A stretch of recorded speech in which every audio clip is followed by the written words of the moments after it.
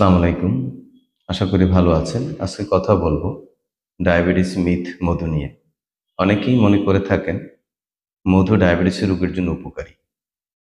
আসলে কি তাই? মধু একটি প্রাকৃতিক খাদ্য। এর ভিতরে আছে glucose, fructose, sucrose, vitamins, minerals এবং কিছু অ্যান্টিঅক্সিডেন্ট প্রপার্টিজ আছে।